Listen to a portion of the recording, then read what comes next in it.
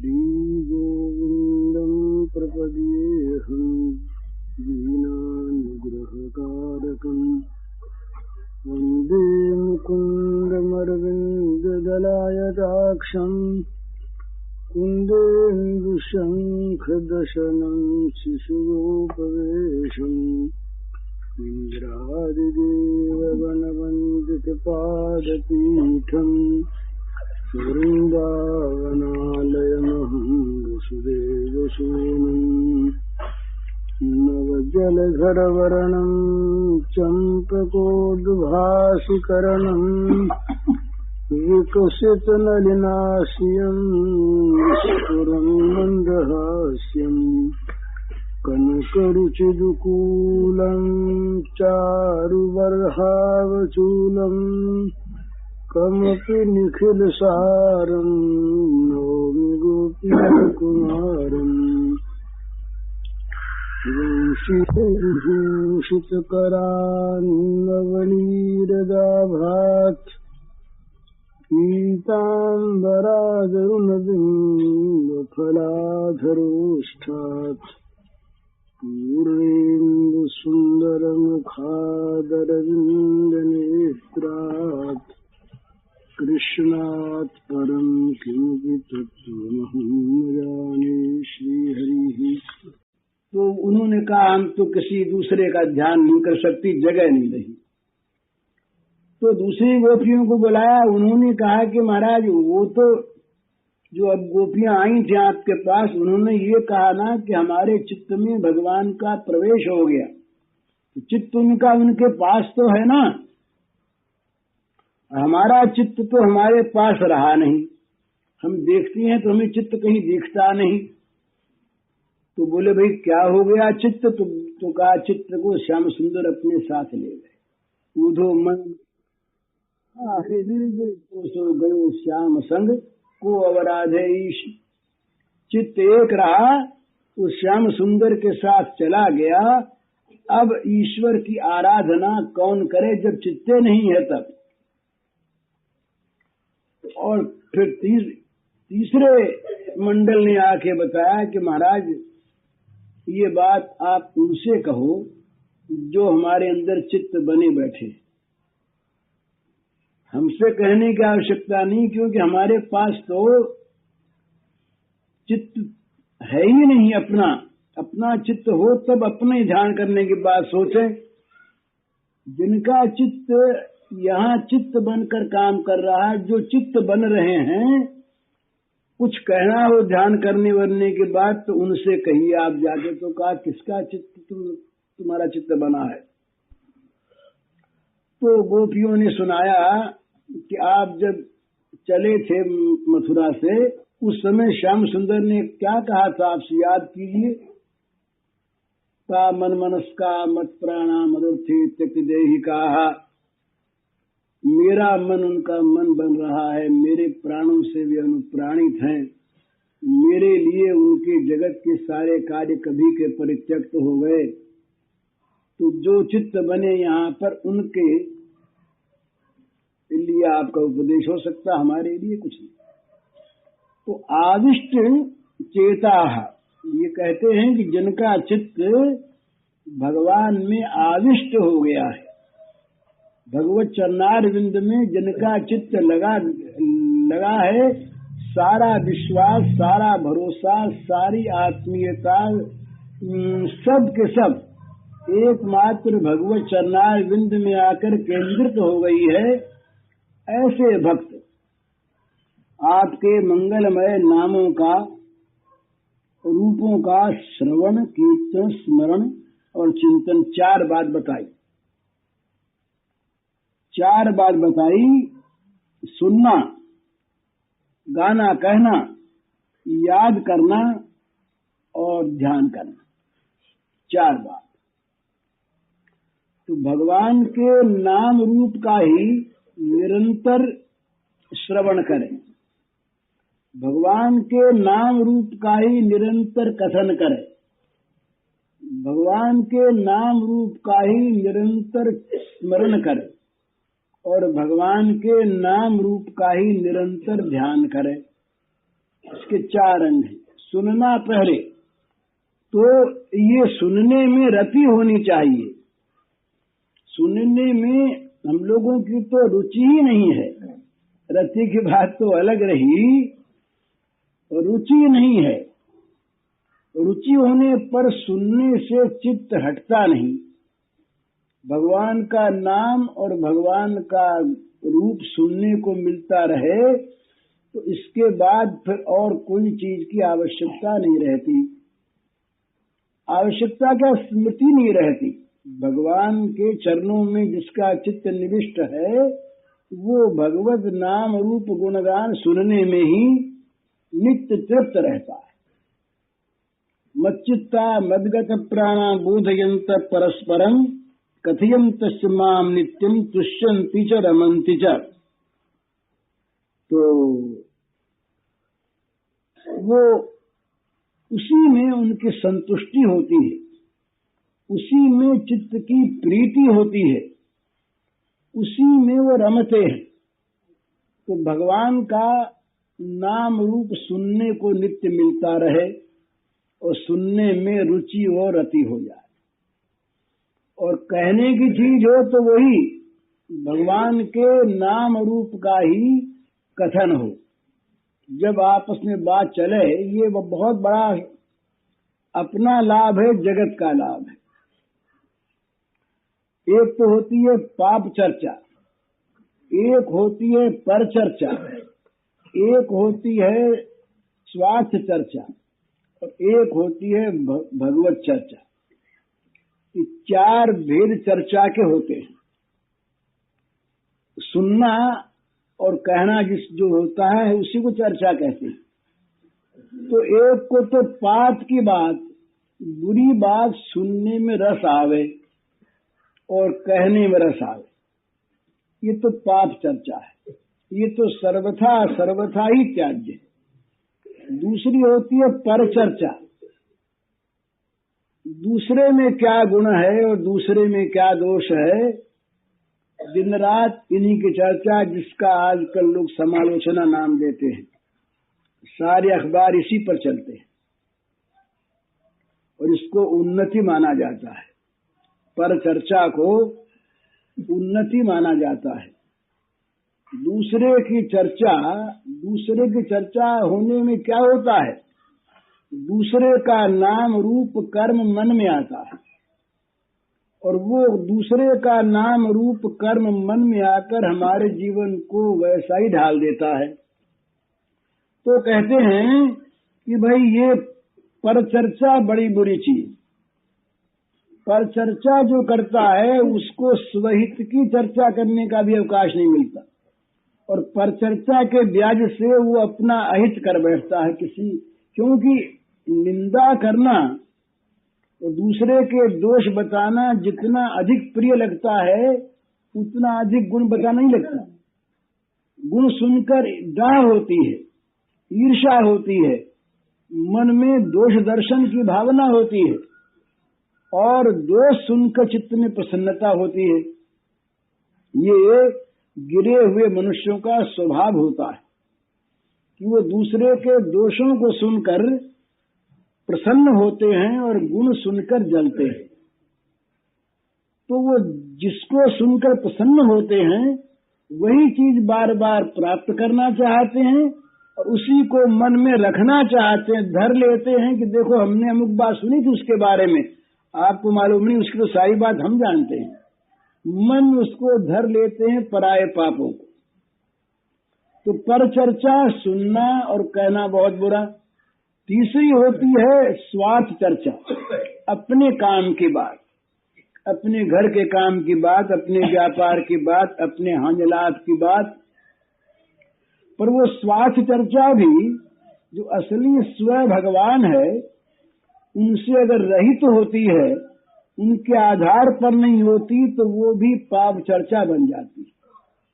जहाँ भगवान की पूजा के लिए, भगवान की सेवा के लिए घर चर्चा होती है, वो चर्चा तो मनुष्य को पवित्र बनाती है, घर का काम भी पवित्र बनाता है।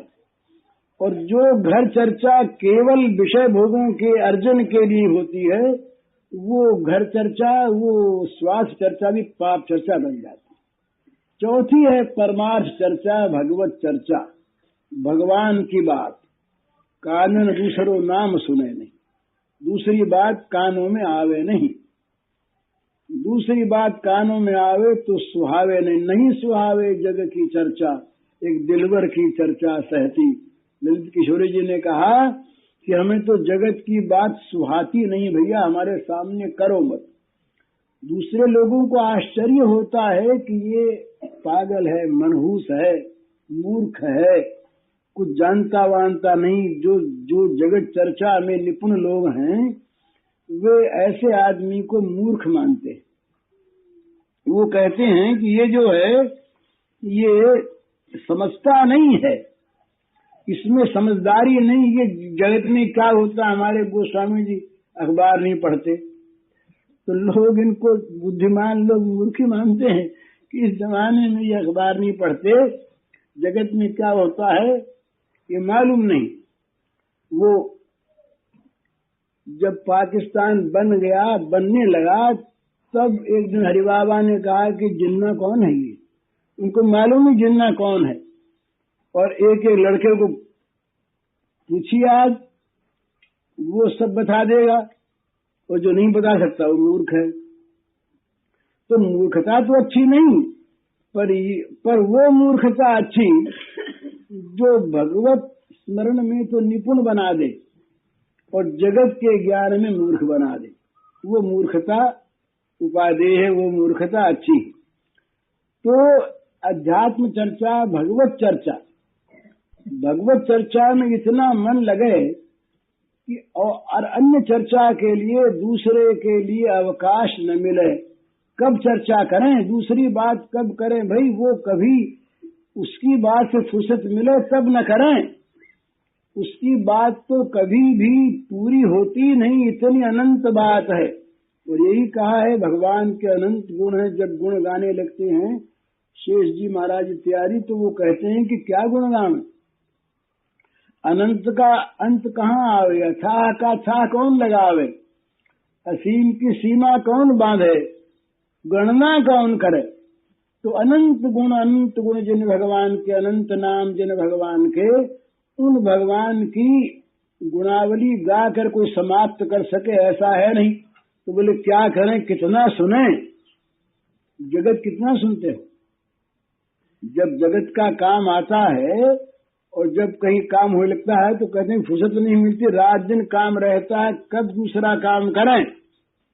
क्यों है ये बात कि वो प्रलोभनीय है, वो चीज जो है वो प्यारी लगती है।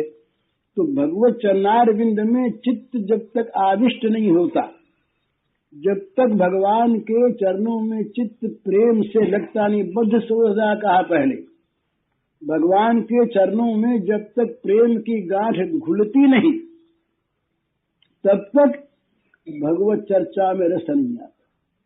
ये एक नियम है कि जहाँ प्रेम होता है, जहाँ चित्त का आसक्तपना होता है, उस वस्तु का सुनना, उसका स्मरण करना सुखदायी होता है।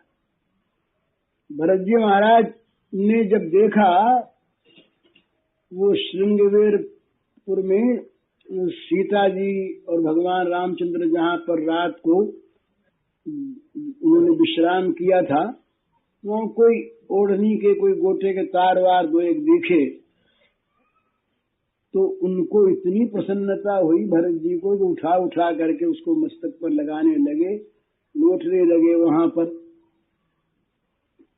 अक्रूर जी ने जब भगवान के चरण चिन्हों को देखा, धूल में मरे हुए चरण चिन्ह अंकित रहे। ये चरणों की बात अभी कहेंगे देवता भी कहेंगे ये चरण चिन्हों की बात।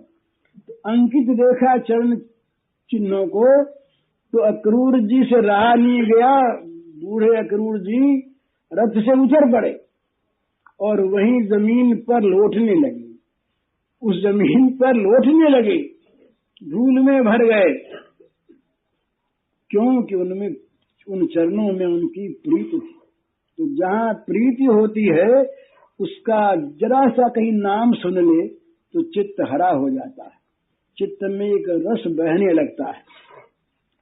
तो आविष्ट चेता जो भगवान के चरणारविंद में आविष्ट चित्त है, जिनका चित्त भगवत चरणों में प्रियता को प्राप्त करता है, जहाँ भगवान के चरण कमल अत्यंत प्रिय मालूम होते हैं, वहाँ भगवान का नाम रूप सुनने में और कहने में बड़ा प्यारा लगता है। तो भगवान के नाम रूप का ही चिंतन करे, ये श्रवण करे। तो बोले भी नाम के स्मरण से क्या होगा? तो श्रीधर स्वामी ने लिखा है इसकी टीका में कि जो लोग इसको अर्थवाद मानते हैं वे मूर्ख हैं।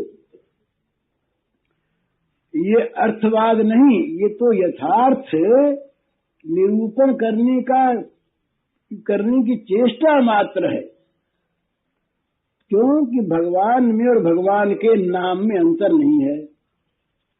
जो नाम है वही नामी है, भगवान ही नाम रूप से प्रकट है यहाँ पर। इसलिए भगवान के नाम का और भगवान के रूप का जो श्रवण करते हैं वो भगवान का ही स्मरण करते हैं। उनका नाम उनसे अलग नहीं, उनका रूप उनसे अलग नहीं। तो भगवान के नाम का जो श्रवण करते हैं वो भगवान का ही श्रवण करते हैं। तो हमारा चित्त जब व्याकुल हो जाएगा प्रेम के कारण से भगवान की चर्चा सुनने के लिए, भगवान का नाम रूप सुनने के लिए, तब क्या होगा कि वो चित्त में आए हुए भगवान वो स्वयं ही नाम रूप सुनाने लगेंगे, अपने आप सुनाने लगेंगे।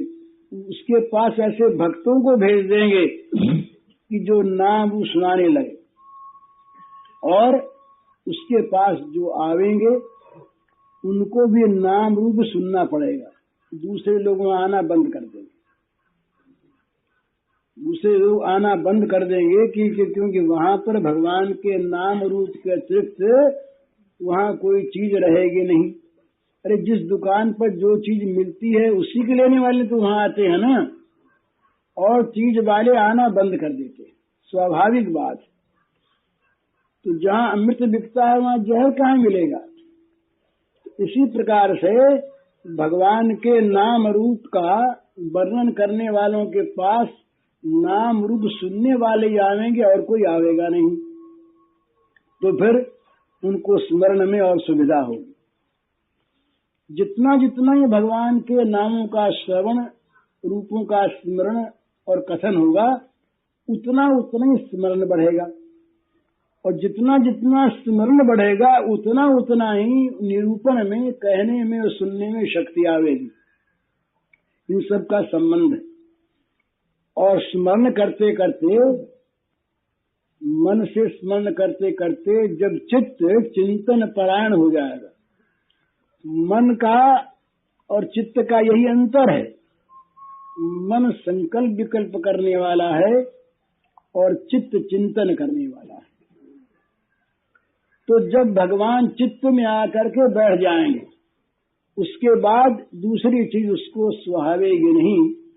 लोग पागल बताएंगे, मूर्ख बताएंगे, और जिन लोगों का काम नहीं निकलेगा वो नहीं आएंगे। वो समझेगा अच्छा हो गया।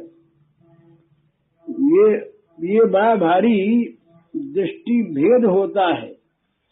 भगवान को जो चाहते हैं वे भगवान की बात के सिवा दूसरी बात सुनना नहीं चाहते, इसलिए दूसरी बात सुनाने वाले उनको प्रतिकूल मालूम होते हैं।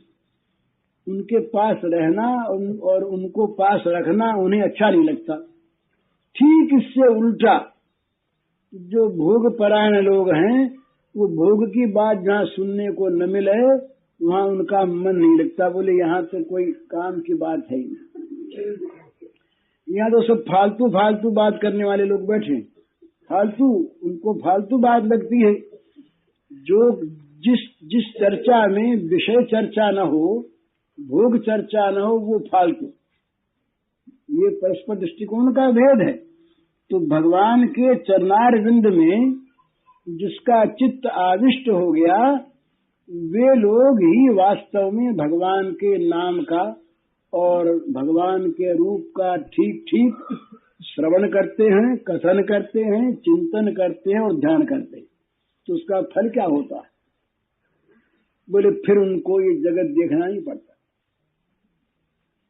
जिन आँखिन में रूप बसो उन आँखिन सो फिर देखिए का। भगवान का रूप उनके जीवन की आंखों में भर जाता है, उनके जीवन में भगवान प्रविष्ट कर जाते हैं, वे भगवान में जा करके प्रविष्ट हो जाते हैं। तो फिर न भवाय कल्पते, इस संसार में, इस संसार सागर में, इस चक्र में, जन्म मृत्यु के चक्कर में फिर उनको नहीं आना पड़ता। वो भगवान के नित्य संगी बन जाते हैं। ये भगवान के नाम रूप के श्रवण, गायन, स्मरण और ध्यान का फल है, अवश्यम भावी फल है। तो ये दो अंतर है इसमें। भगवान के नाम रूप का चिंतन किसी प्रकार से भी हो लाभदायक है, तथापि एक तो होता है प्रीतिपूर्वक और एक होता है अप्रीतिपूर्वक। इन दोनों में अंतर है। तो प्रेम पूर्वक जहाँ होता है वहाँ भगवान तुरंत आकर के हृदय में उदित हो जाते हैं, भगवान का प्रकाश हो जाता है और उसको उसी समय मालूम होता है। एक नाम लिया कि मालूम हो गया, नाम आते ही मालूम हो गया भगवान आ गए, नाम जीभ पर आते ही मालूम हो गया भगवान आ गए, भगवान का स्पर्श प्राप्त हो गया। तो प्रीति पूर्वक भगवान का नाम रूप श्रवण हो, कथन हो, चिंतन हो और ध्यान हो, तब फिर भगवान के सिवा दूसरा कोई उसको दिखता नहीं, ये जगत फिर मिट जाता है उसके लिए। तो देवता लोग जो आए वो ये सब इसलिए कहते हैं कि महाराज अब देखिए ना, आपके नाम रूप का विशेष प्रकाश करने वाली लीला करने के लिए आप आ रहे हैं। तो ये जगत के मंगल की विशेष बात है।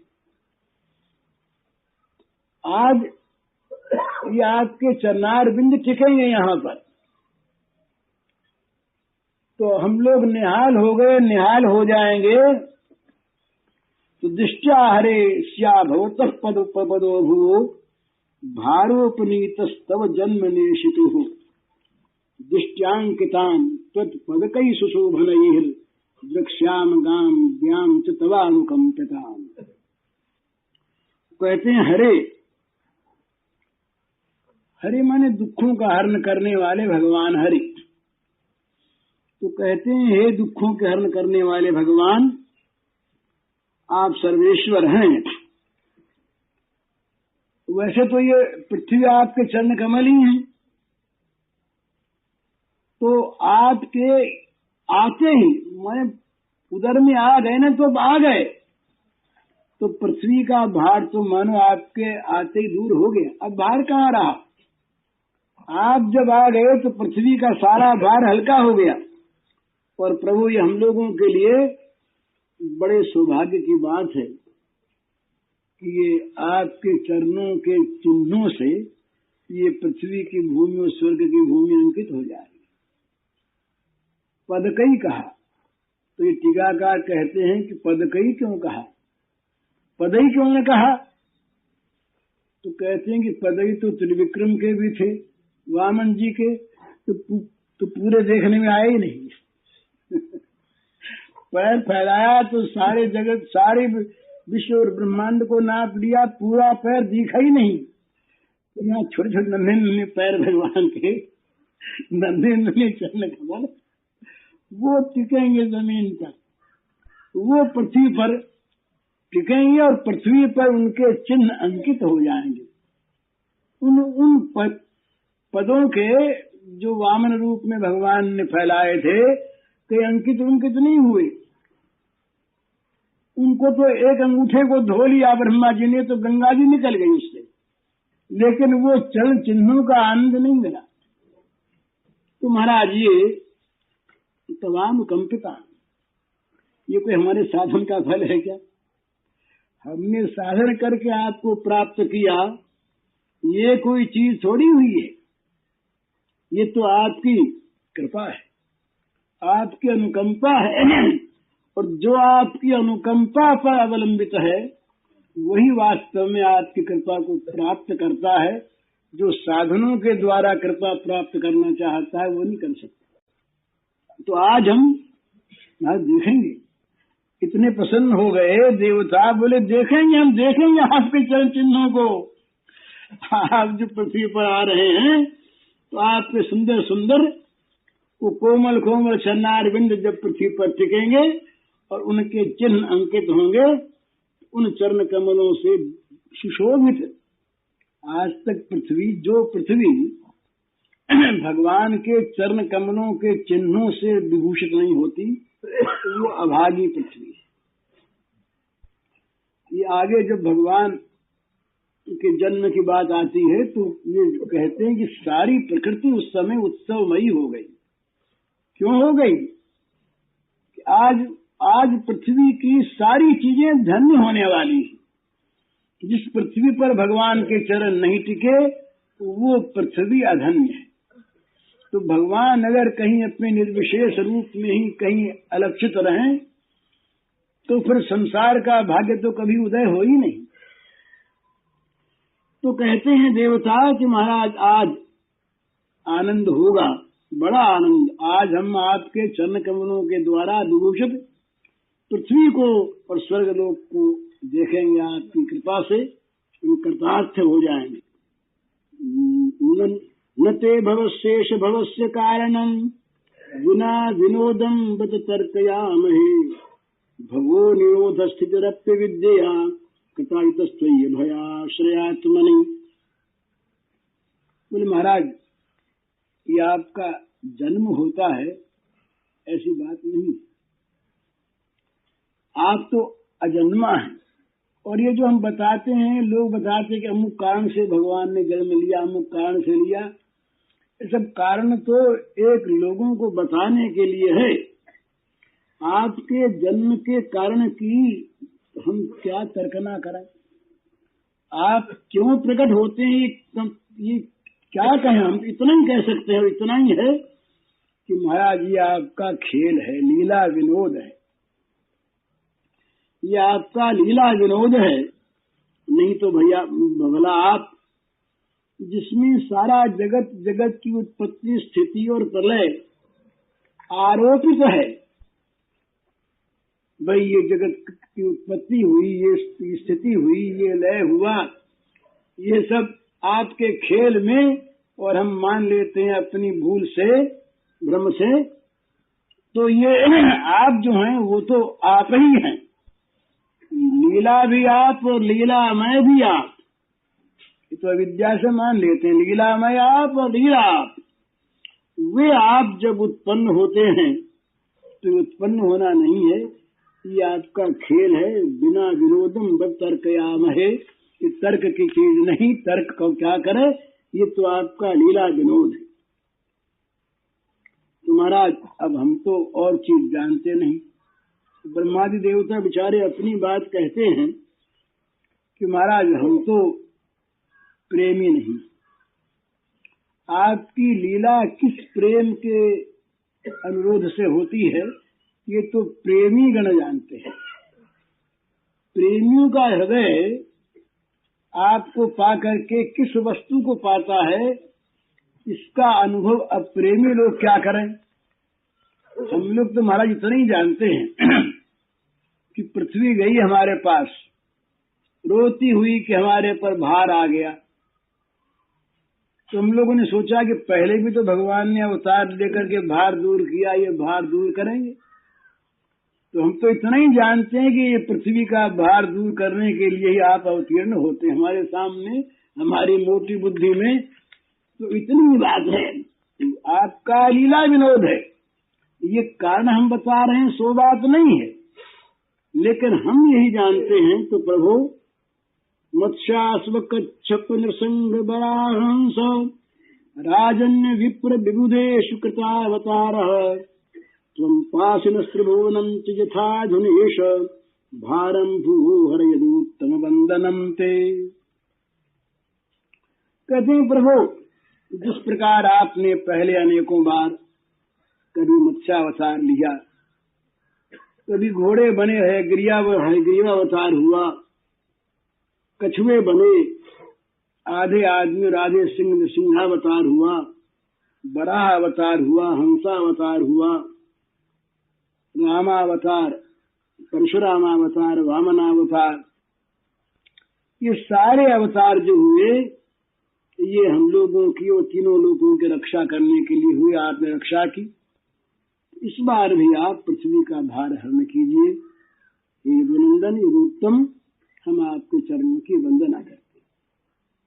तो देवता कहते हैं, ब्रह्मा जी देवता, कि महाराज हम ये लीला विनोद आपका मानते हुए भी, कि जो हम बताते हैं यही कारण न होते हुए भी हम इतना ही जानते हैं, हमारे लिए तो आप पृथ्वी का भार दूर करने, असुरों का संहार करने, देवताओं की रक्षा करने, देवताओं के लिए यज्ञ याग आदि सुरक्षित रखने, इसी के लिए आप पहले प्रकट हुए और इसी के लिए आप अब प्रकट हो रहे हैं। तो आप प्रकट हो करके पृथ्वी का भार हरण कीजिए, हम आपके चरणों में वंदना करते हैं। ये वंदना उनकी कर ली। अब वंदना करने के बाद भगवान के वंदना के माँ दिखाई दी उनको। भगवान में मन लगा था, अब सोचा, अरे ये धन्य तो देव की देवी है, ये अगर न होती तो भगवान के इस अवतरण का आधार क्या होता। ये सबसे श्रेष्ठ, सबसे अधिक पूजनीय तो ये माँ देव की है। तो देवताओं ने अब माँ की तरफ हाथ जोड़ दिए और गदगद हो गए देवता। देवता बोले, भैया ये तुम्हारे सौभाग्य की बात हम क्या कहें। दृष्टाम्बते कुक्षिगत पर पुमानम शेन साक्षात भगवान भवायनः माँ भूत भयम भोजपतिर्मुमूर्षोर्गोप्ता जदूनाम भविता तवात्मजः। बोले, माता अब डरो वरो मत आप। अब भोजपति जो कंस है उसका तनिक भी भय करने की आवश्यकता नहीं है, वो तो मुमूर्षु है, अब थोड़े ही दिनों का मेहमान है, वो मरना सन्न है बेचारा। बड़ा सौभाग्य आपका, हम लोगों पर बड़ी कृपा आपकी कि आपके स्नेह बल से आकर्षित होकर के स्वयं भगवान ये सबका कल्याण करने के लिए अपने ज्ञान बल आदि अंशों के साथ अपनी पूर्ण शक्तियों को लेकर स्वयं भगवान आपकी कुक्षी में, आपके कोख में आ गए हैं और अब ये प्रकट होने वाले हैं। अब ये आपके पुत्र बनकर, तवात्मजः, आपके पुत्र बनकर अब ये वंश की रक्षा करेंगे। यूं कहकर सुखदेव जी कहते हैं, इत्यभिष्टूय पुरुषम जदरूपमनिदं यथा ब्रह्मेशानमुपोधाय देवा प्रतियुर्दिवम्। सुखदेव जी कहते हैं, परीक्षित इस प्रकार से ब्रह्मादि देवताओं ने भगवान की स्तुति की और तो बोले ये स्तुति में भगवान का निरूपण हो गया सारा, ऐसा नहीं मान लेना। ये तो भगवान यही हैं, इदम रूप से भगवान को बताया जाए ये बात बनती ही नहीं कि यही भगवान है। तो देवताओं ने जो स्तुति करके जितनी बात बताई उतनी में ही भगवान के स्वरूप की समाप्ति हो गई हो, ऐसी बात नहीं है। लेकिन सब अपनी अपनी मति के अनुसार, अपनी अपनी बुद्धि और क्षमता के अनुसार निरूपण करते हैं। इसी प्रकार देवताओं ने भी अपनी वाणी को धन्य किया भगवान के का स्तवन करके। भगवान का स्तवन करने वाले कोई भगवान पर उपकार नहीं करते, उनका मन, उनकी वाणी, उनका जीवन धन्य होता है। तो इस प्रकार देवता लोगों ने भगवान का स्तवन किया। इसके बाद ब्रह्मा जी, शंकर जी को आगे करके सारे देवता ये अपने अपने स्थानों को लौट गए। ये देवस्तुति समाप्त हुई। अब भगवान देवस्तुति के बाद ही भगवान का प्राकट्य है। अब ये दूसरा अध्याय समाप्त हो गया। तीसरे अध्याय का प्रारंभ है। तो सुखदेव जी महाराज पहले तो ये वर्णन करते हैं उस समय उस रात्रि की प्रकृति की अवस्था का कि प्रकृति उत्सवमयी हो गई। तो सुखदेव जी कहते हैं अथ सर्वगुणोपेतः कालः परम शोभनः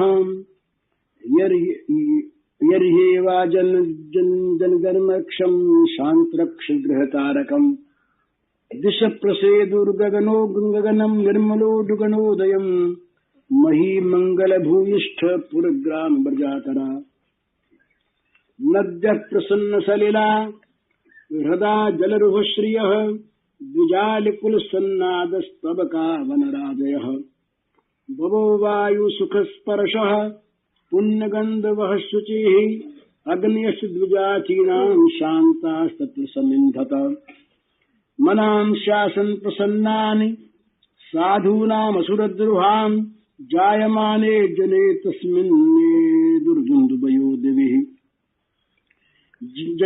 जगु किन्नर गन्धर्वास्तुष्टुः सिद्धचारणाः विद्याधर्यश्च नृतुरप्सरोभिः समं तदा मुमुचुर्मुनयो देवाः सुमनांसि मुदान्विताः मन्दं मन्दं जलधरा जगर्गुरुसागरम् निशीथे तमुद्भूते जायमाने जनार्दने देवक्यां देवरूपिण्यां विष्णु सर्वगुहाशयः। जिसका कोई सुंदर बगीचा हो,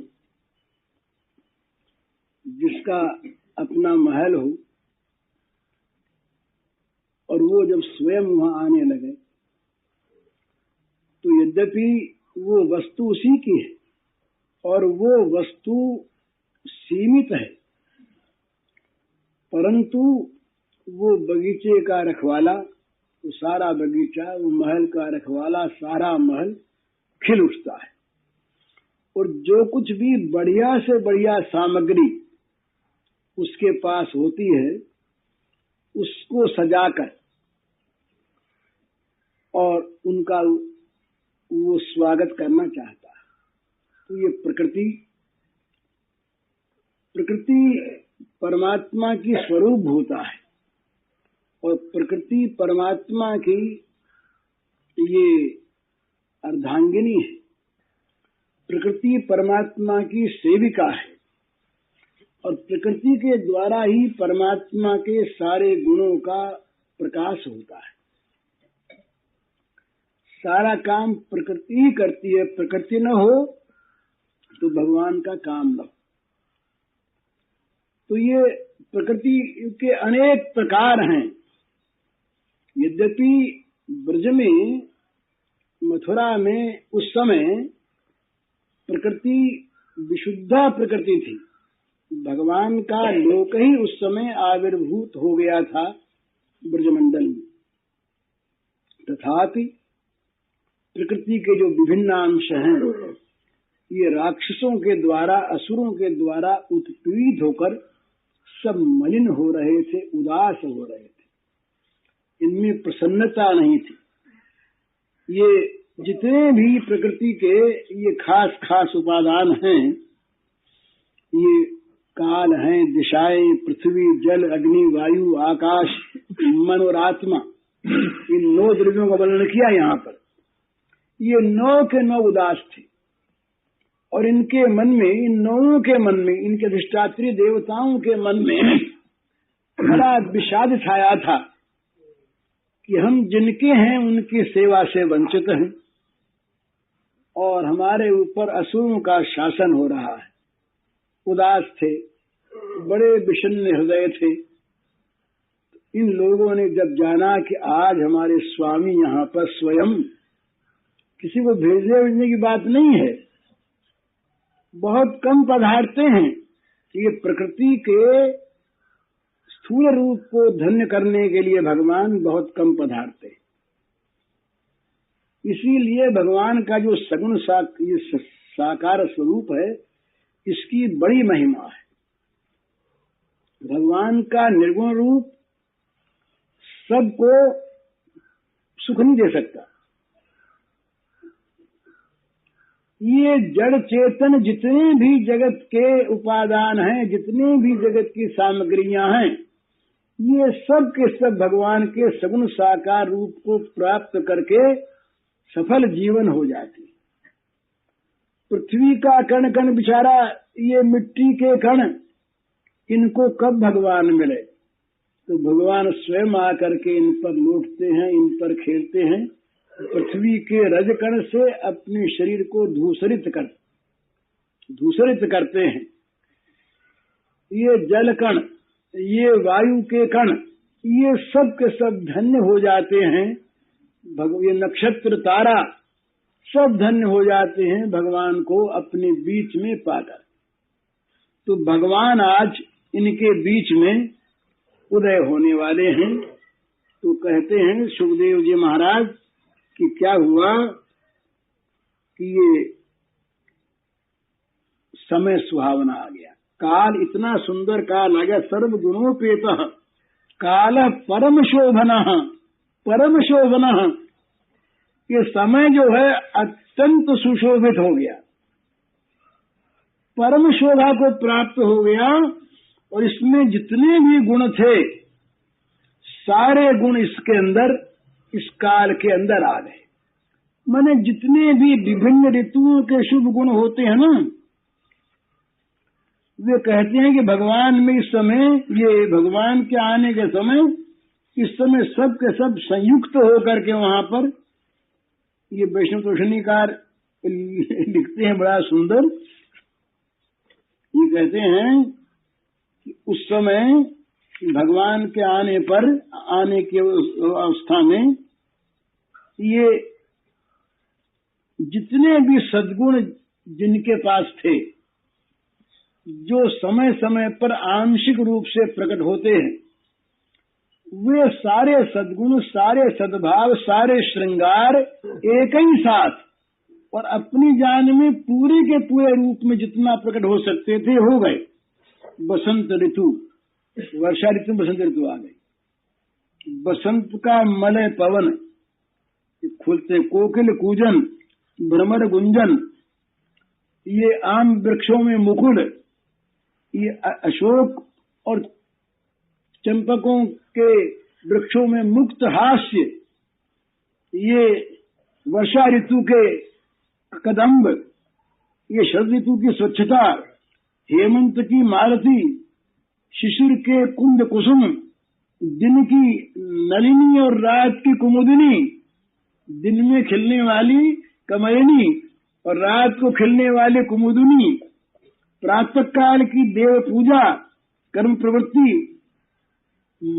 मध्याह्न के समय की भोजन तृप्ति, अपराह्न का विश्राम सुख, सायाह्न का आनंदोत्सव, रात्रि का शांत भाव, रात्रि के शेष का जागरण, सत्य की तपस्या, सतयुग की त्रेता का यज्ञ, द्वापर की परिचर्या, कलयुग का हरि संकीर्तन, जितने भी काल के भंडार में सद्गुण थे, उस सारे के सारे सद्गुणों को प्रकट कर, सर्वगुणोपेता कहा ना, सर्वगुणोपेता, काल के भंडार में, काल के खजाने में जितने भी विशिष्ट समय में विशिष्ट पुरुषों के द्वारा प्रकट होने वाले जो सद्गुण थे, वे सारे के सारे सद्गुण एक ही समय में प्रकट हो गए।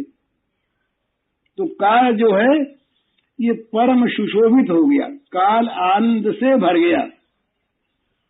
ये कहते हैं कि भाई भगवान जो है ये काल से परे हैं, भगवान काल से अतीत हैं। तो ये सुनते सुनते काल उब गया था बेचारा। ऋषि मुनि भी यही कहें, भगवान कालातीत है। भगवान समेत ये काल से परे हैं। शास्त्र भी यही सारे कहते और सत्पुरुष भी सारे यही कहते। तो ये निरूपण सुन सुन करके अपने बारे में काल को बड़ा क्षोभ हो रहा था, और काल ने इसीलिए रुद्र रूप धारण कर लिया था।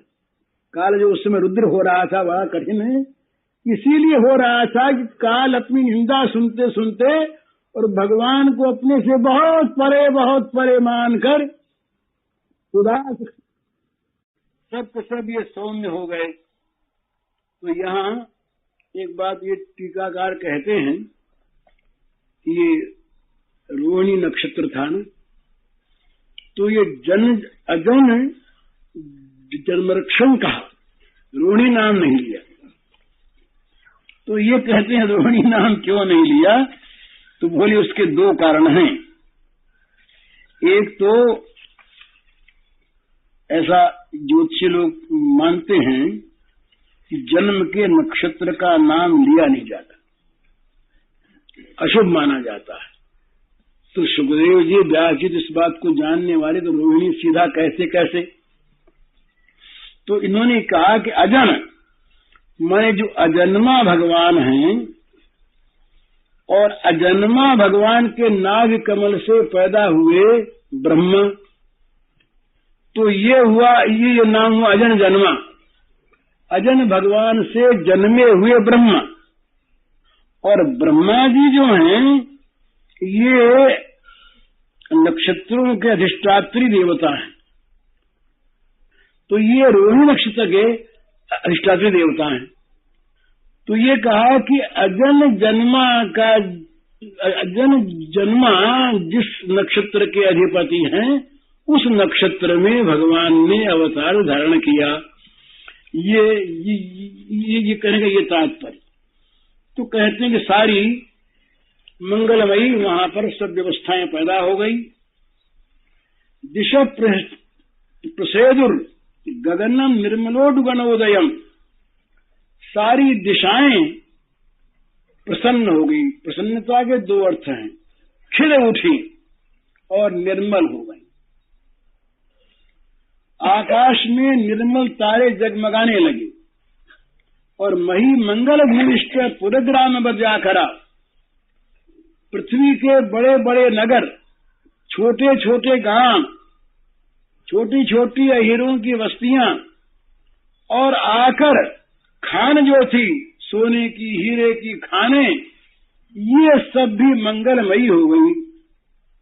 तो कहते हैं, ऐसा मानते हैं कि दिशाओं को देवी माना गया है, दिशाओं को देवी माना गया है, और देवियों के एक एक स्वामी होते हैं।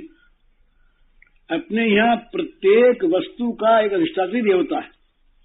तो जैसे प्राची के इंद्र हैं, प्रतीची के वरुण हैं, इस प्रकार हरेक दिशा के देवता एक एक स्वामी हैं। दशा ये हो गई, कंस का राज्य था, तो कंस के राज्य में सारे देवता बिचारे पराधीन हो गए।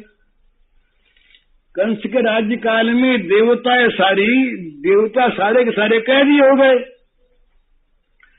तो इसलिए ये दिशाएं सब पतिहीन हो गई थी। दिशाएं जो हैं देवियां, ये अपने अपने पतियों से रहित हो गई, क्योंकि सारे के सारे देवताओं को इन्होंने कैद कर लिया कंस ने। तो आज श्री कृष्ण भगवान आ रहे हैं, और देवताओं की गणना के अनुसार 11-12 दिनों में ही ये सारे देवता मुक्त हो जाएंगे।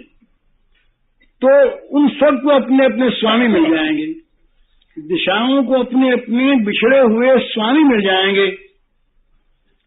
क्योंकि ये जो देवता और दिशाओं के परिच्छेद से रहित हैं, वही प्रभु आज इस भारत देश में ब्रज प्रदेश में आ रहे हैं। तो इस अपूर्व आनंद से दिशाएं आनंदित हो उठी। दिशाओं के आनंद होने का एक कारण ये। दूसरी बात कहते हैं कि संस्कृत में दिशाओं का नाम आशा भी है, आशा कहते हैं। तो ये सत्पुरुषों की जो आशा है, ये आशा आज पूर्ण होगी। महात्मा पुरुषों की आशा अपूर्ण होगी, इसलिए आशा प्रसन्न हो गई, दिशाएं प्रसन्न हो गई। तीसरी बात कहते हैं कि जो विराट भगवान है ना, विराट पुरुष के जब अंगों का वर्णन आता है तो दिशाओं को बताया है भगवान के कान। दिशाएं जो हैं ये भगवान के कान हैं। तो देवता रो रहे थे बेचारे, ब्राह्मण रो रहे थे, सब के सब साधु रो रहे थे असाधुओं के उपद्रव से। तो क्या भगवान के कान बहरे हो गए थे? आज कानों ने, आज ये मालूम हुआ कि कान भगवान के सुनने में तत्पर हैं। कान अगर न सुन पाते पुकार को तो भगवान आते कैसे? इसलिए भी दिशाएं प्रसन्न हो गई, दिशाएं प्रसन्न हो गई। और जब दिशाएं प्रसन्न हो गई तो सब जगह सारे गांवों में आनंद छा गया। पृथ्वी जो है कि आज धन्य हो गई। पुराणों में आता है कि भगवान की 2 पत्नियां हैं, एक श्रीदेवी और एक भूदेवी। रामानुज संप्रदाय में इन दोनों का भगवान के साथ साथ श्री विग्रह रहता है। ये मानो श्रीदेवी जो हैं ये तो चर संपत्ति है और भूदेवी है अचल संपत्ति है। भूदेवी जो पृथ्वी देवी है ये तो अचल संपत्ति है और श्रीदेवी लक्ष्मी देवी जो है ये चल संपत्ति है। इनके पति भगवान है, जीव नहीं। पृथ्वी के पति भगवान और लक्ष्मी के पति भगवान। तो ये दुखी हो रही थी, पृथ्वी आज दुखी हो रही थी कि लोग अपने को पृथ्वी पार, पृथ्वी के स्वामी कहने लगे। पृथ्वी तो पत्नी है भगवान की और ये असुर कहने लगे कि हम पृथ्वी के पति हैं, हम भूमि के मालिक हैं। तो बेचारी अनाथ, क्योंकि भगवान इसके ऊपर रहे नहीं। तो आज जो श्रीदेवी के निवास स्थान है वे भूमि के स्वामी वैकुंठ से उतरकर भूदेवी के स्थान पर आने लगे। लक्ष्मी के साथ तो थे वहां पर, तो भूदेवी बेचारी अनाथ थी। तो लक्ष्मी के निवास स्थान वैकुंठ श्री सदन से, वैकुंठ माने श्री सदन, वहां से उतर करके आज भूदेवी के महलों में आ रहे हैं। तो इसलिए जैसे कोई बहुत दिनों से बिछड़ा हुआ किसी पतिव्रता का स्वामी परदेश से आवे और उसको आता हुआ सुनकर जानकर वो पत्नी सुसज्जिता हो जाए। हम लोगों के यहाँ आर्य संस्कृति में ये माना है कि स्त्री सुसज्जित हो केवल पति के सामने ही, पति के लिए। पति अगर नहीं है तो उसको शोभित होने का, परदेश जाने पर भी श्रृंगार करने का उसका मन नहीं होता, अधिकार नहीं होता। तो पृथ्वी अश्रृंगारवती हो रही थी। भगवान के बिछोह में पृथ्वी श्रृंगार से रहित हो रही थी, अनाथ हो रही थी। आज समाचार सुना तो सज धज कर मानो अगवानी करने के लिए पृथ्वी देवी अग्रसर हुई। बस यही पृथ्वी मंगलमयी हो गई। पृथ्वी ने तमाम मंगल चिन्हों को, आभूषणों को, गहनों को, कपड़ों को धारण कर लिया। तो पृथ्वी पर ये जितने भी ग्राम थे, जितने भी नगर थे, जितनी बस्तियां थी, जितनी खाने थी, ये सब की सब आज मंगलमयी होकर के, उत्साहमयी होकर के ये सारी की सारी आज खिल उठी। दूसरी बात पृथ्वी देवी के मन में आई कि बहुत दिनों के बाद भगवान के श्री चरण मेरे वक्षस्थल का स्पर्श करना, भगवान के श्री चरणों का स्पर्श मेरे वक्षस्थल पर हो, तो ये सौभाग्य मामूली नहीं। तो पृथ्वी देवी इस सौभाग्य का अनुमान करके, संभावना करके और निश्चय करके आनंद से पुलकित हो गई। फिर एक दूसरी अवतारणा करते हैं, तो कहते हैं भाई वामन जी ब्रह्मचारी थे, इसलिए पृथ्वी देवी को कोई सुख नहीं मिला। माने ये मत्स्य कत्स्यादि अवतार जो हैं इनमें तो कोई बात ही नहीं। वामन जो थे ये मानव रूप में अवतार थे पर ब्रह्मचारी थे। परशुराम जी ने क्या किया कि सारी पृथ्वी को ब्राह्मणों को ही दान दे दिया, स्वयं रखा ही नहीं अपने पास। और भगवान राम ने पृथ्वी की पुत्री जान के सेवा कर लिया। तो इन अवतारों में तो पृथ्वी देवी वंचित रही भगवान के सौभाग्य से। उसने सोचा कि बस अब भगवान श्री कृष्ण के आने पर मुझे सौभाग्य प्राप्त होगा तो पृथ्वी मंगलमयी होगा। तो उसने क्या किया, पृथ्वी के पुत्र का नाम मंगल है, तो मंगल को गोद में लेकर के मंगलमयी बनकर मंगल को उठाकर पृथ्वी और पतिदेव का स्वागत करने के लिए चली। तो पृथ्वी मंगलमयी हो गई, पृथ्वी की सारी चीजें मंगलमयी हो गई। तीसरी चीज आई है जल की। ये काल मंगलमय हुआ, दिशाएं मंगलमयी हुई, पृथ्वी मंगलमयी हुई और जल मंगलमय हो गया। तो नदियां जो हैं ये सब गंगा जी से कहती थी कि भाई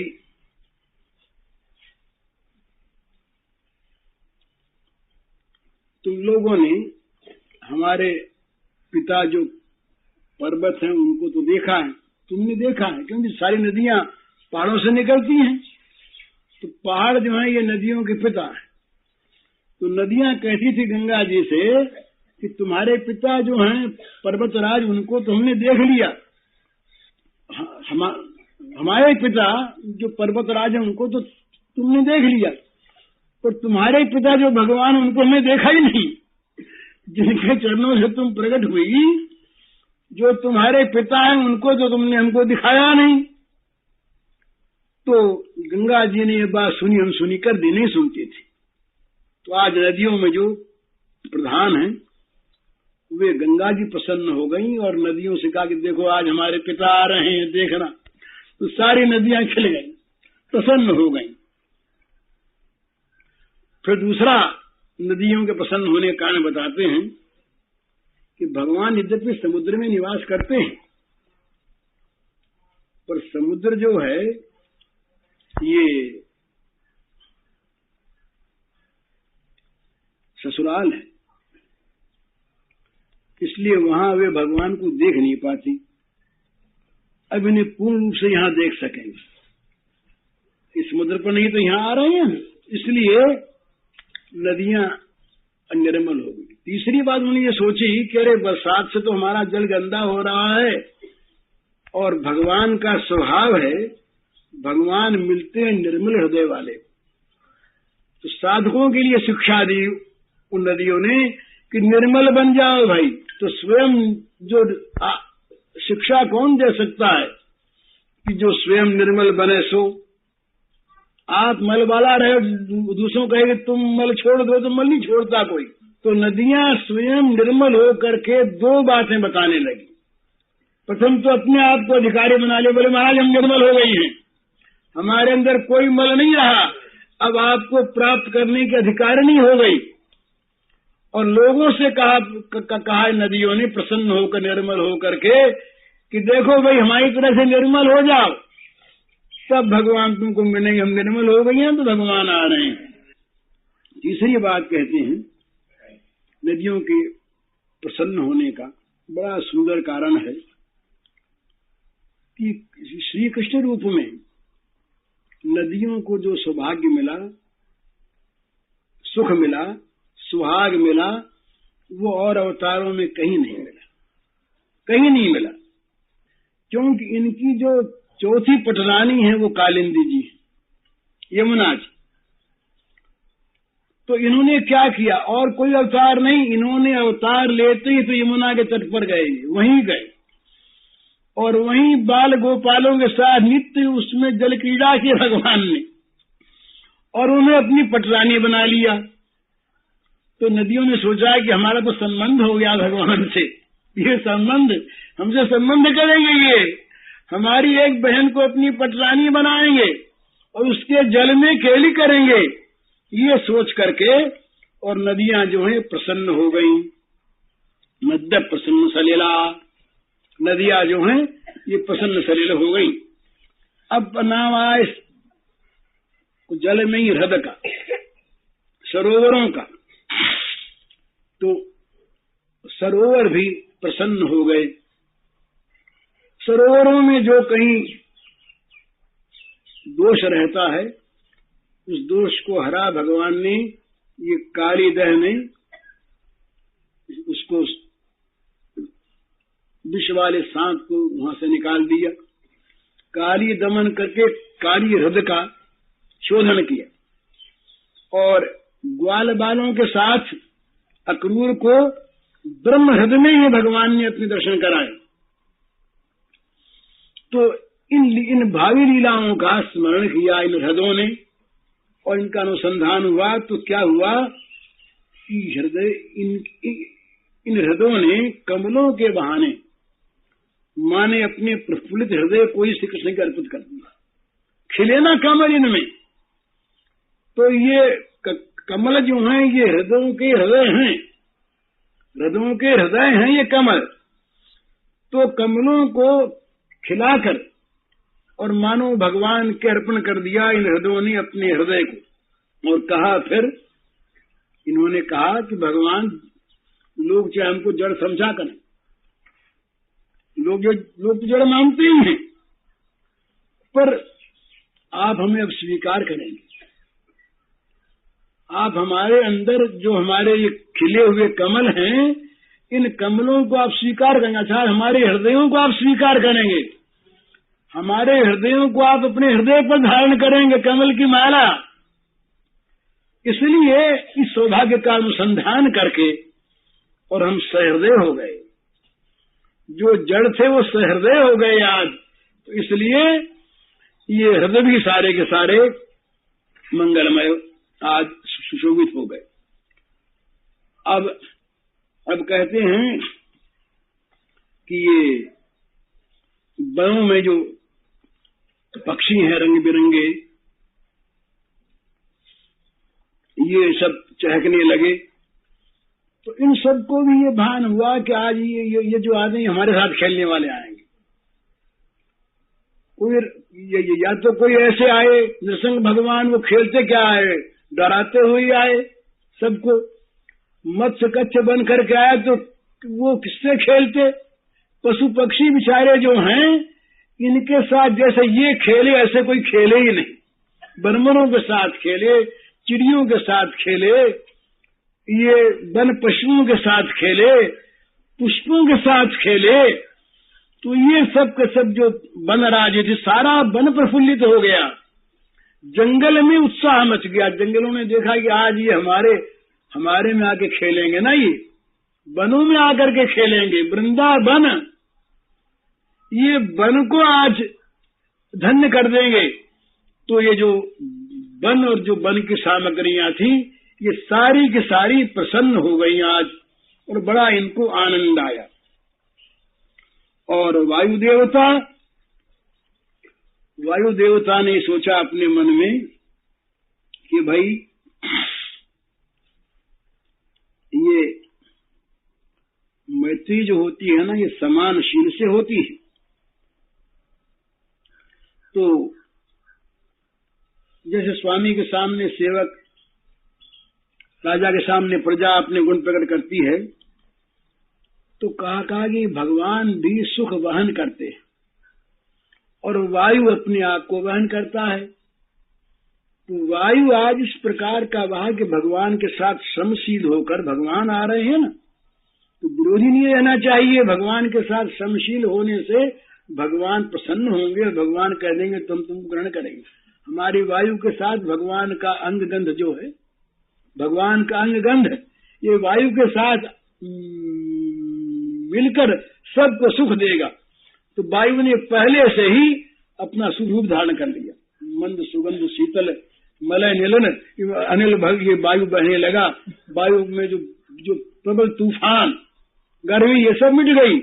वायु बड़ा सुंदर शीतल और सुगंधित बहने लगा।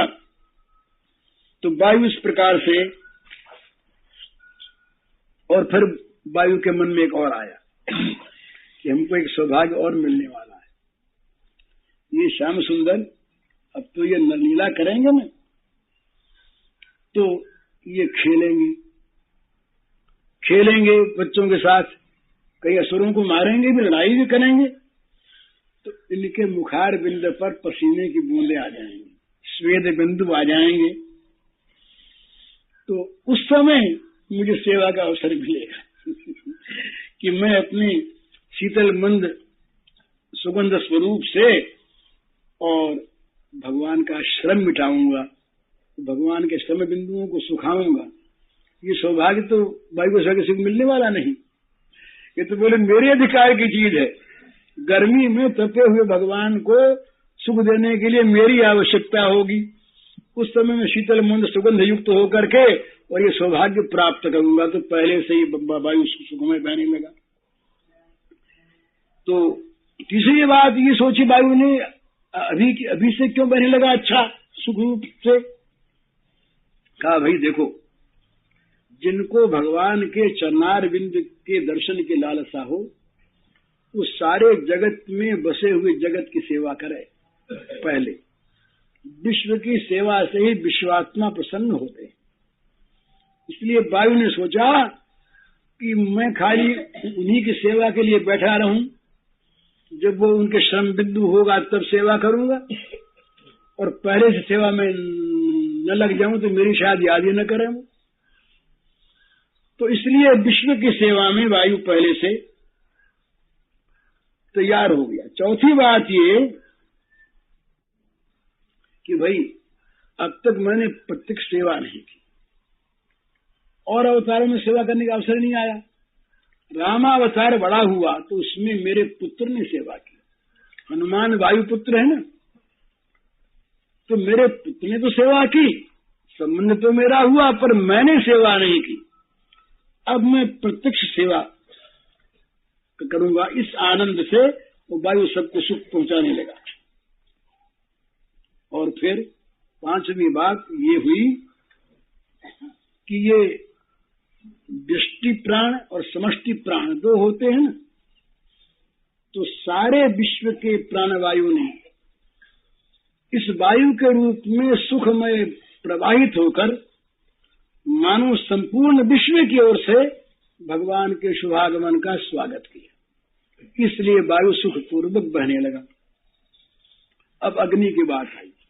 अग्नि देवता बेचारे बड़े उदास, अग्नि में मुर्दे जलाए जाते हैं, अग्नि में मांस पकता है, और अग्नि में लोग अपने अपने खाने के लिए भोग पदार्थ निर्माण करते हैं। अग्नि की सार्थकता तब है जब अग्नि में भगवान की प्रसन्नता के लिए आहुति लगे, जब अग्नि देवता में सिद्ध किया हुआ पदार्थ भगवान के भोग लगे, तब अग्नि की सार्थकता। अग्नि में धूप डाल करके भगवान की सेवा की जाए, तब अग्नि की सार्थकता। तो अग्नि तो कंस के राज्य में उदास हो गई। अग्नि देवता बेचारे उदास। अब कहाँ कौन यज्ञ में आहुति दे, तमाम यज्ञ बंद हो गए। भगवान के भोग कौन लगावे, गुपचुप चुपचुप ऐसे ही कोई मिश्री मेवे का भला ही लगा दे। बोले हम यहाँ तो भगवान के भोग की तैयारी होगी, बोले पकड़ो उसको। तो इस तरह से अग्नि देवता जो हैं ये बेचारे बड़े उदास। और अग्नि देवता को मिलता क्या है, ये खाते क्या है। ये यज्ञ जो होता है, ये यज्ञ भाग इनको मिलता है, इससे इनका पेट भरता है। तो उदास निराश भूखे मर रहे थे अग्नि देवता। तो सारी अग्नियां जो इनकी थी वो शांत हो गई थी, निर्वापित हो गई थी अग्नियां। अग्नि अग्निजाति नाम शांता सतमिंधता। अग्नियां शांत हो गई थी, बुझ गई आग। भूख के मारे आग शांत हो गई, बुझ गई। भगवान के अर्पण करने का संबंध न होने से अग्नि शांत हो गई, बुझ गई, उदास पड़ी थी, मरी सी पड़ी थी। आज क्या हुआ कि अग्नि के प्राण आ गए। भगवान आएंगे ना, तो अग्नि के जो अनेक रूप अग्नियां हैं, उन्होंने देखा कि आज तो बिना ही जलाए ऋषियों के और मुनियों के और ब्राह्मणों के और आदमिकों के घरों में अग्नि जल उठी, शांत अग्नि जल उठी, प्रसन्न हो गई। तो अग्नि के मन में दो चीज आ गई, एक तो खाने को मिलेगा, खूब यज्ञ होंगे, खूब खाने को मिलेगा, और दूसरे अग्नि ने भगवान की लीला जानने वाली बोले भगवान और अवतार नहीं किया, इस बार मुझे मुंह में रखेंगे। भगवान ने 2 बार अग्निपान किया, बड़ा लीला में 2 बार अग्निपान किया है भगवान ने। तो अग्नि ने सोचा कि अब तो मेरा स्पर्श उनके मुखमंडल, वहां शीतल हो जाऊंगी मैं। जब भगवान मुझको अपने मुंह में लेंगे तो मैं इतना सुख दूंगी उनको, जलाऊंगी नहीं, अंदर जा करके और अमृतमयी सुधामयी शीतलमयी बन जाऊंगी, और वो चाहेंगे कि इसको पी जाए तो मुझे पी जाएंगे, अग्नि को पी जाएंगे वो। तो ये मेरा बड़ा सौभाग्य होगा। इसलिए अग्नि देवता इस भावी सुख का अनुसंधान करके और प्रज्वलित हो उठे, खिल उठे। ये अग्नि का। अब आकाश की बात आई। आकाश जो है, लोग कहते हैं ना, उदाहरण देते हैं कि भगवान आकाश के समान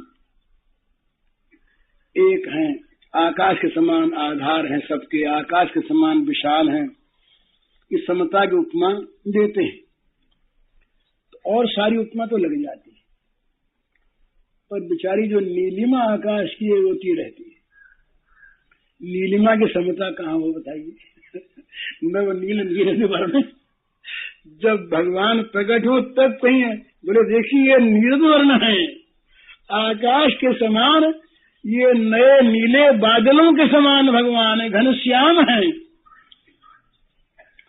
तो कहा भाई ये तो खाली व्यापकता और समानता, ये तो कहने की बात है, भाव की बात है, पर नीलिमा तो मेरे में दिखती है प्रत्यक्ष। तो इस नीलिमा की समता कहीं नहीं थी। तो आज ये मेरी झूठी नीलिमा भी भगवान के अंग की उपमा से चरितार्थ हो जाएगी। इसलिए आकाश आनंदोत्सव मनाने के लिए और अपने नीले चंदोए में हीरों के समान तारों की झालरें लेकर के मनुष्य सुशोभित हो गया। चंदोआ है ना क्षितिज, ये नील क्षितिज जो है ये मानो चंदोआ है, चंदोआ है ये। और इसमें जो उस समय तारे सब चमक उठे बिल्कुल, ये मानो तारों की उन्होंने झालरें पिरोली और आकाश सुशोभित हो गया। और आकाश के तारे, ग्रह, नक्षत्र, ये सब के सब बोले आज सारी वक्रता उक्रता छोड़ो, ये वक्रता अतिचार और आपस का युद्ध छोड़ छाड़ करके सारे जो नक्षत्र थे ये सब के सब मिलकर एक हो गए और बड़े शुभ हो गए, मंगलमय हो गए। तो भगवान ने देखा कि ये तारों का भी मान रखना चाहिए, इसीलिए रोहिणी नक्षत्र में भगवान ने अपना प्राकट्य किया। अब रहा मन आया, तो मन का क्या हुआ? योगी है, मन बेचारे की बड़ी दुर्दशा है। लोग कहते हैं मन को मारो, सब कहते हैं मन को मारो, मन का निरोध करो, मनोनाश बिना तो बोले प्राप्ति होती न, मन का नाश करो। तो मन बेचारा अपने नाश की बात सुन सुन करके योगी मन का निरोध करें। और जो मुमुक्षु मोक्ष चाहने वाले बोले मन से विषयों को हटाओ, विषयों का चिंतन मत करो मन से। और जिज्ञासु जो हैं ज्ञान के बोले मन का बाध करो। और जो बोले ज्ञानी हो गए बोले उनका मन तो मर गया। तो इन्होंने तो मन का सत्यानाश ही कर दिया। तो मन ने सोचा, मन बेचारा बड़ा दुखी था कि सब हमारे पीछे पड़े, वो सब नाम तो लेते हैं भगवान का, हमको मारने पर तुले हैं, ये सब हमारे बैरी, ये तत्वज्ञ भी और जिज्ञासु भी और योगी भी और मुमुक्षु भी, ये सब के सब हमारे शत्रु।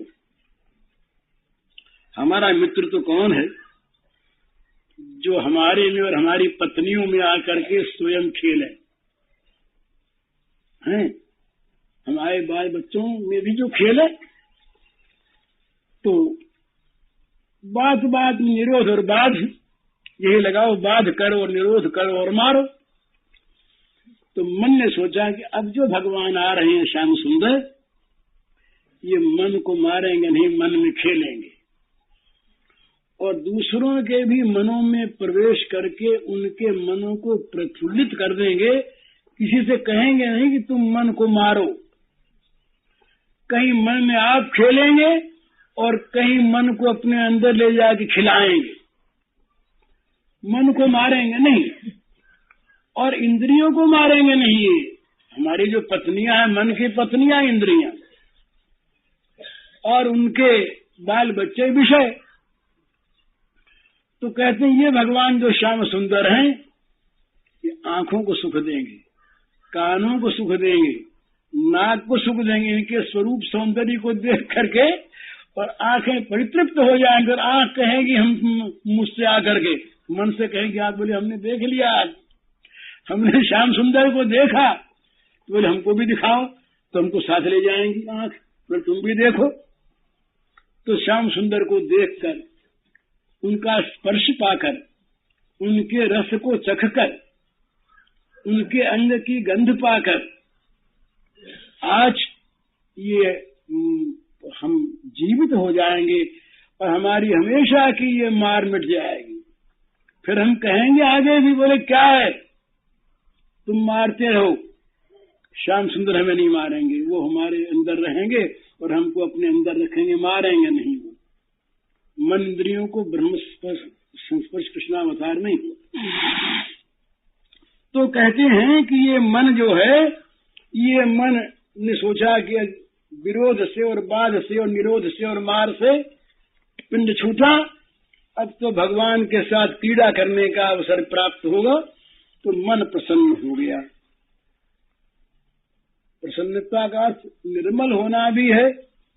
तो मन ने सारे विषयों को निकाल दिया, मन भगवान में श्याम सुंदर में तद्रूप बन गया, मन निर्मल हो गया। और कहते हैं कि भाई अब इन अलग अलग विषयों को क्यों मन में रखें, शब्द स्पर्श रूप रस गंध जो हैं ये भगवान के हैं तब तो ठीक, और बाहरी है तब ये बाधक हैं, बाहरी वालों को ये भगवान नहीं मिलते। तो स्वयं भगवान ये सब बन कर आ रहे हैं, भगवान स्पर्श बन करके आ रहे हैं, भगवान शब्द बन करके आ रहे हैं, भगवान रूप बन के आ रहे हैं, रस बन के आ रहे हैं, गंध बन के, उनके अंग की गंध ये भगवान, उनका स्पर्श ये भगवान, उनका दर्शन रूप ये भगवान। तो इस प्रकार भगवान ये सब बन करके आ गए हैं। तो मन प्रसन्न हो गया कि आज इस गंदी चीजों से पिंड छूटेगा और इन सब के रूप में भगवान मिलेंगे। और फिर ये कहते हैं वो मन सुमन हो गया।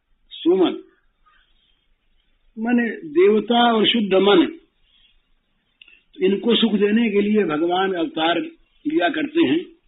तो आज मन सुमन हो गया, मन प्रसन्न हो गया। फिर दूसरी बात, संतों में स्वर्ग में उपवन में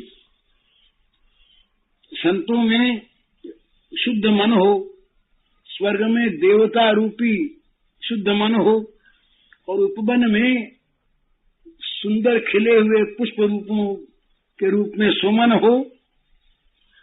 तो वहां भगवान आते हैं तो कहते हैं कि शुद्ध मन और देवता और पुष्प ये तीनों ही सुमन कहलाते हैं। तो ये भी आज आनंदित हो गए, क्योंकि आज भगवान जो हैं ये सुमन है ना, सुमन फूल को कहते हैं। तो सुमन है ये बसंत ऋतु में खिलते हैं। माधव जो है बसंत ऋतु का नाम है और भगवान का नाम भी है, तो माधव का आगमन हो रहा है, इसलिए सुमन खिल गए, ये मन का खिल। अब वो कहते हैं कि भाई समय की बात, तो भाद्र मास है।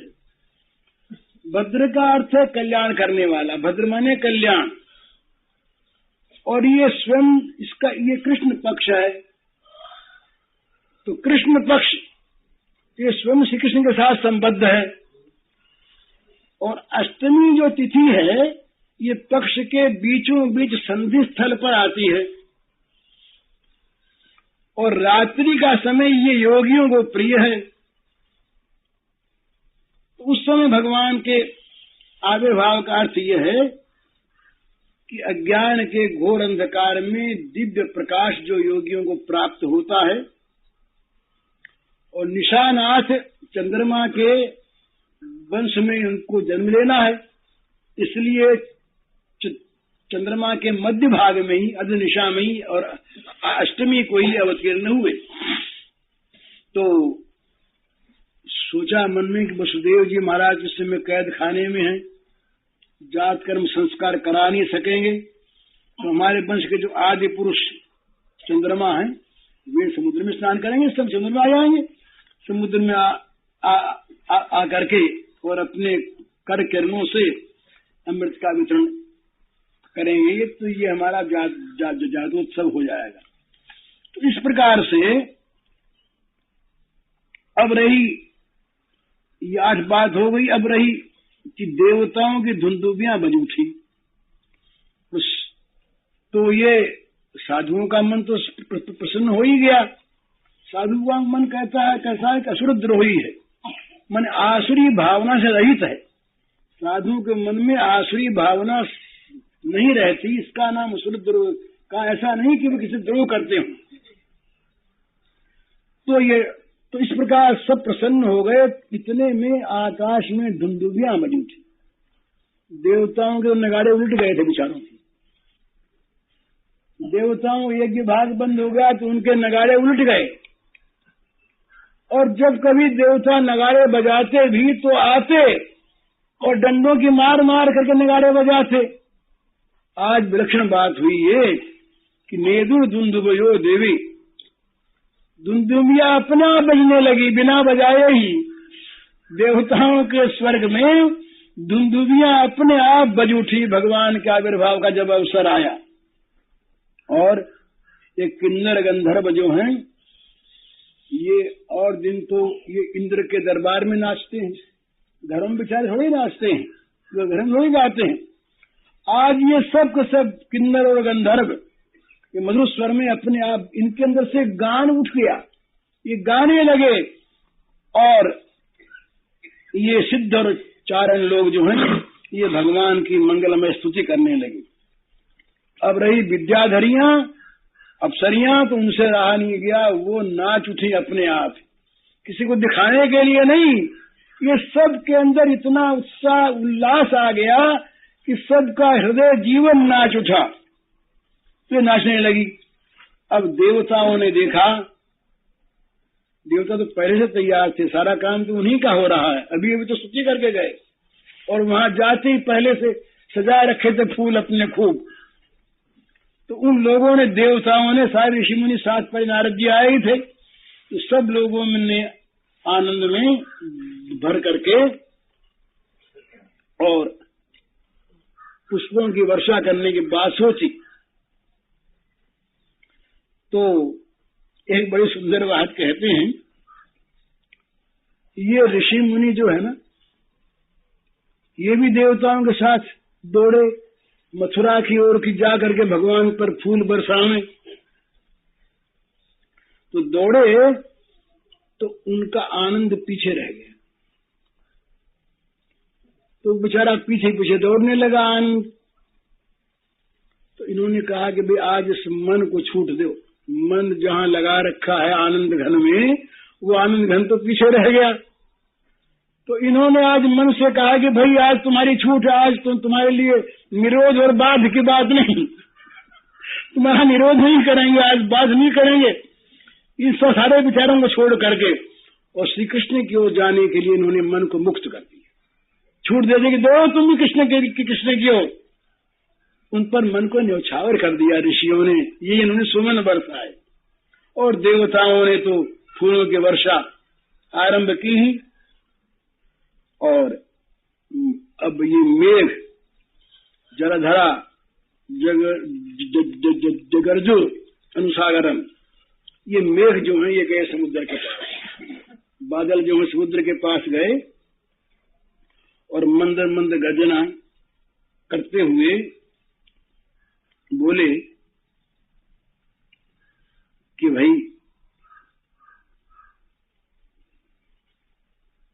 ये तुम्हारे पास आने का ये फल है कि हमारे पास जल ही जल हो गया।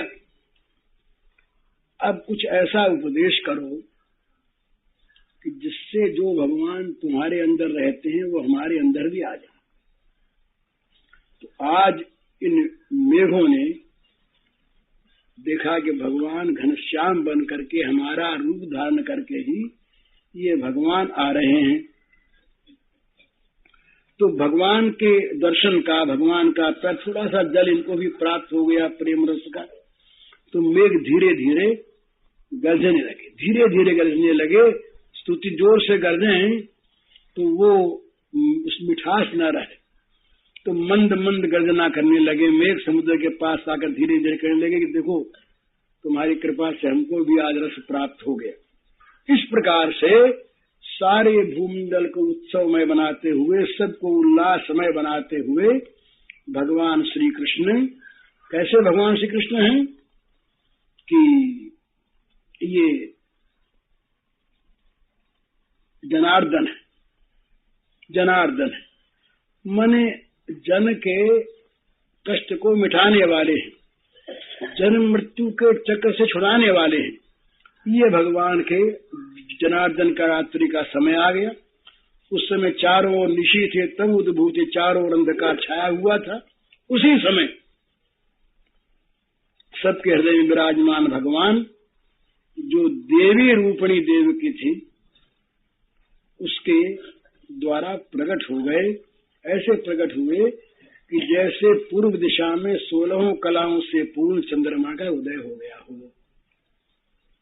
निशीथे तमुद्भूते जायमाने जनार्दने देवक्याम देवरूपिण्याम विष्णु सर्वगुहाशयः आविराशीर यथा प्राच्याम दिशिंदूरिव पुष्कलः।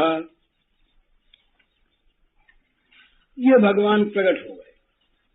अब ये भगवान अजन्मा का जन्म है। भला यहीं पर ये बात सिद्ध होती है कि भगवान का गर्भ में आना, भगवान का जन्म लेना, ये हम लोगों के जन्म जैसा जन्म नहीं है। तो ये कैसे प्रकट हुए, क्या रूप था, ये कहते हैं सुखदेव जी बड़ा सुंदर। तम अद्भुतम बालकमंबुजे क्षणम चतुर्भुजम शंख गदायुधायुधम श्रीवत्स लक्ष्मणम गलशोभिकौस्तुभम पीतांबरम सांद्रपयोद सौभगम